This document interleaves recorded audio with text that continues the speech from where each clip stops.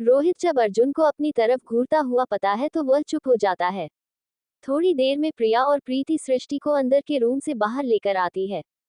प्रति की नजर जब अर्जुन पर पड़ती है तो वह बस देखती ही रह जाती है।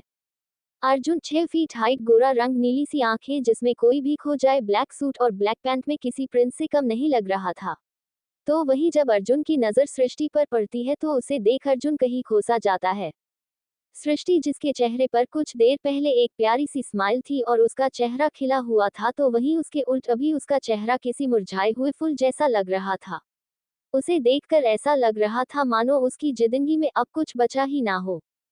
सृष्टि की ऐसी हालत देख अर्जुन के दिल में ना जाने क्यों पर एक दर्द सा उठता है, लेकिन वह तुरंत ही अपने आप को संभाल लेता है। तो वही प्रीति अभी भी एक तक अर्जुन को ही देख रही थी, जिसे देख प्रिया बोलती है, क्या हुआ प्रीति, तुम रुक क्यों गए?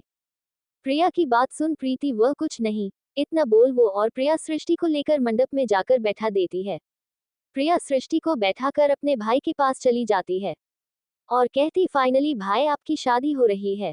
मुझे तो विश्वास नहीं हो रहा है कि आज आपकी शादी है। इतना बोल वह अपने भाई के गले लग जाती है, जिस पर अर्जुन बसू कह के प्रिया को हटा देता है। फिर पंडित जी बोलते हैं लड़का को बुलाए, जिसे सुन रेखा ही प्रिया को बोलती है लेकर आने के लिए। प्रिया भी अपनी माँ की बात मान तुरंत ही अर्जुन को लेकर मंडप पे जाकर बैठा देती है। रोहित को अभी भी विश्वास नहीं हो रहा था कि उसके बॉस की आज शादी हो रही है, इसीलिए वह अपने आप के हाथ में चुत्ती काट कर देखता है, जिसे उसके मुंह से हाँ निकलती है। तब जाके उसे यकीन होता है कि वह सपना नहीं रियल है, इसीलिए वह अपना फोन निकाल कर तुरंत ही वीडियो बनाने लगता है। हालांकि वीडियो बनाते समय उसे बहुत डर लग रहा था कि उसके गुसल बॉस ने देख लिया तो उसकी खैर नहीं, लेकिन बाद की बाद में सोचेंगे ये सोच उसने वीडियो बनाना जारी रखता है। मंडप में अर्जुन और सृष्टि दोनों को बैठा दिया गया और दोनों परिवार के लोग भी बैठ गए। फिर पंडित जी कहते, वधू वर के हाथों में अपना हाथ दे, जिसे सुन उषा जी सृष्टि का हाथ अर्जुन के हाथों में रख देते हैं। वह जैसे ही ऐसा करती है तो एक पल के लिए दोनों एक दूसरे को देखते हैं, लेकिन फिर तुरंत ही अपनी अपनी नजर हटा देते हैं। फिर दोनों अपने अपने सोच में डूब जाते हैं, क्योंकि दोनों को इस शादी में खुशी नहीं थी, वह तो बस अपने परिवार के लिए कर रहे थे। मंत्र खत्म होने के बाद पंडित जी बोलते हैं, फेरों का वक्त हो गया, कृपया वर और वधू दोनों खड़े हो जाएं। पंडित जी की बात सुन प्रीति अपनी बहन को खड़ा करती है और अर्जुन भी उठ जाता है। पंडित जी फिर मंत्र पढ़ने लगते हैं और दोनों को फेरे लेने के लिए बोलते हैं। अर्जुन और सृष्टि 2 फेरे लेने लगते हैं और बाकी बचे लोग उन पर फूल फेंकने लगते हैं। कुछ ही देर में फेरे समाप्त हो जाते हैं और फिर दोनों बैठ जाते हैं। फिर पंडित जी अर्जुन को सृष्टि को मंगल सूत्र गले में पहनाने के लिए बोलते हैं, तो उषा जी तुरंत मंगल सूत्र लाकर अर्जुन को दे देती है, जिसे लेकर अर्जुन सृष्टि के गले में पहना देता है। मंगल सूत्र के बाद पंडित जी अर्जुन को सुंदर का किया देते हैं और मांग में सुंदर लगने के लिए बोलते हैं। अर्जुन भी सुंदर लेकर सृष्टि के मांग में लगा देता है, जिस पर सृष्टि की आंखों से एक आंसू की बूंद गिर जाती है, लेकिन वह तुरंत ही अपने आप को संभाल लेती है। सुंदर लगने के बाद पंडित जी बोलते हैं कि शादी समर्पण हुई, आज से आप दोनों 7 जन्मों के लिए एक हो गए। जिसे सुन सभी लोग ताली बजाने लगते हैं, लेकिन अर्जुन और सृष्टि को तो जैसे कुछ फर्क ही नहीं पड़ रहा था, क्योंकि दोनों की शादी एक ऐसे हालत में हुई थी जिसे एक्सेप्ट करना दोनों के लिए मुश्किल था। उतने में पंडित जी फिर बोलते हैं, आप दोनों बड़ों का आशीर्वाद ले ले। जिसे सुन दोनों खड़े हो जाते और एक एक कर दोनों पहले रेखा जी, उसके बाद देव जी के और उषा जी के आशीर्वाद लेते हैं। देव जी की आंखों से आंसू निकाल जाते हैं और वह अपनी बेटी के गले लग जाते हैं, जिस पर सृष्टि जो कब से अपने आंसू को रोक कर रखी थी, वह भी अपने पापा के गले लगकर रोने लगती है। जिसे देख प्रति भी आके गले लग जाती है और बोलती है, दीदी आपकी बहुत याद आएगी। जिसे सुन सृष्टि बोलती है, मुझे भी आप सबकी बहुत याद आएगी। और फिर कुछ देर वैसे ही गले लगने के बाद अलग होते हैं और फिर सृष्टि अपनी माँ के पास जाकर उनसे भी गले लग जाती है और रोने लगती है। उषा जी भी अपनी बेटी के गले लगकर रोने लगती है। और फिर कुछ टाइम में दोनों एक दूसरे से अलग होते हैं, तो रेखा जी उषा जी से बोलती है, उषा अब हमें चलना होगा, घर पर भी तो कुछ रस्म की तैयारी करनी होगी।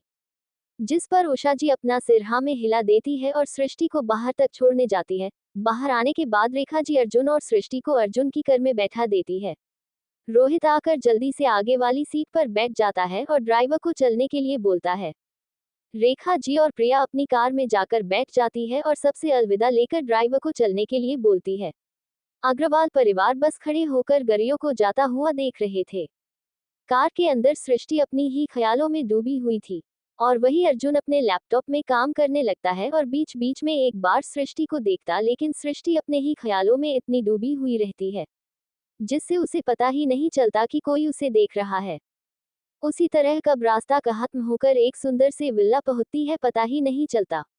जब कार एक गेट के सामने जाकर रुकती है तब जाकर सृष्टि अपनी दुनिया से बाहर आती है, और जब उसकी नजर एक आलीशान विला पर पड़ती है तो वह देखती ही रह जाती है। गेट पर खड़े बॉडीगार्ड जब कार को देखते हैं तो वह तुरंत ही जाकर गेट ओपन कर देते हैं।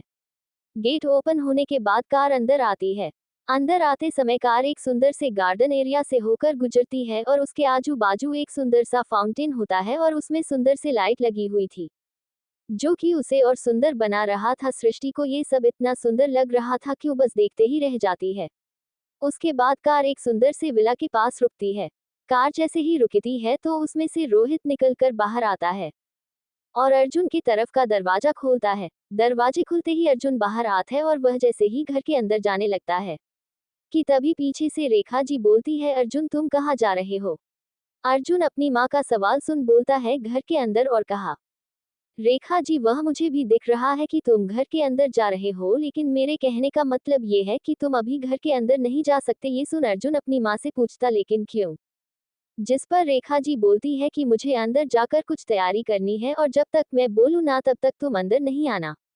और एक बात, जब तक मैं अंदर जाकर तैयारी कर रही हूँ जब तक तुम सृष्टि को लेकर दरवाजे पर खड़े रहना। इतना बोल रेखा जी प्रिया के साथ घर के अंदर चले जाते हैं। रेखा जी की बात सुन अर्जुन का गुस्सा बढ़ जाता है, लेकिन वह अपने आप को किसी तरह शांत करता है और रोहित को बोलता है जाके कार का गेट ओपन करके सृष्टि को लेकर आए। अर्जुन की बात सुन रोहित जल्दी से जाकर कार का दरवाजा खोलता है और सृष्टि को बाहर आने के लिए बोलता है। जब सृष्टि रोहित की बात सुनती है तो वह कार से बाहर आ जाती है और रोहित के पीछे पीछे चलने लगती है। रोहित सृष्टि को अपने साथ अर्जुन के पास ले आता है। अर्जुन जब सृष्टि को देखता है तो वह इस वक्त अपना सिर नीचे किए हुए किसी डॉल की तरह खड़ी थी। तो वहीं घर के सारे बॉडीगार्ड अर्जुन के साथ एक दुल्हन को देखते हैं तो वह सब चौंक जाते हैं, क्योंकि आज तक कभी भी उन्होंने अर्जुन को किसी लड़की के साथ नहीं देखा था। लेकिन ये सब देखकर भी वह सब चुप रहते हैं। तो वहीं घर के अंदर जैसे ही रेखा जी और प्रिया आते हैं तो सामने एक 50 साल के आदमी बैठकर टीवी पर न्यूज देख रहे थे।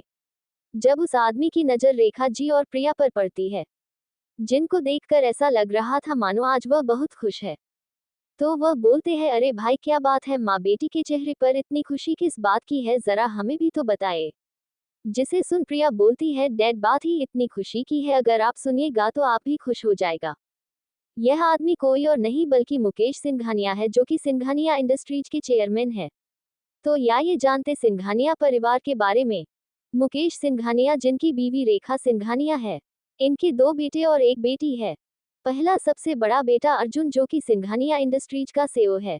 दूसरा बेटा अमन सिंघानिया जो कि इस वक्त अपनी पढ़ाई के लिए यूएसए में है। और आखिरी प्रिया सिंघानिया जो कि इस वक्त कॉलेज स्टूडेंट है और घर में सभी की दुलारी है।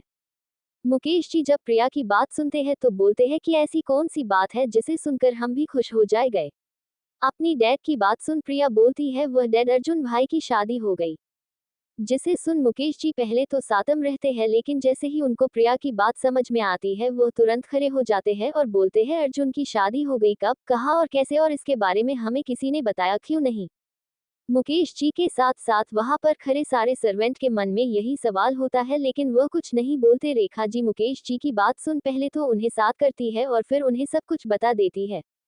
रेखा जी की बात सुन मुकेश जी बोलते हैं, आपने ये तो अच्छा किया, लेकिन क्या सृष्टि इस परिवार के लिए ठीक होगी? मुकेश जी की बात सुन रेखा ही बोलती है कि सृष्टि हमारे घर और अर्जुन दोनों के लिए ठीक है, उससे अच्छी लड़की हमें नहीं मिल सकती है। अपनी बीवी की बात सुन मुकेश जी बोलते हैं, अगर आपको वो अच्छी लगी है तब तो जरूर ही उसमें कोई बात होगी, लेकिन वह अभी कहाँ है? तो रेखा जी बोलती है, वह और अर्जुन दोनों बाहर है, उनके घर प्रवेश करना है, इसीलिए इतना बोल वह अपनी बगल में खड़ी सुनीता आंटी से बोलती है कि वह जाकर कलश में चावल लेकर आए। सुनीता आंटी इस घर की सबसे पुरानी मेड है।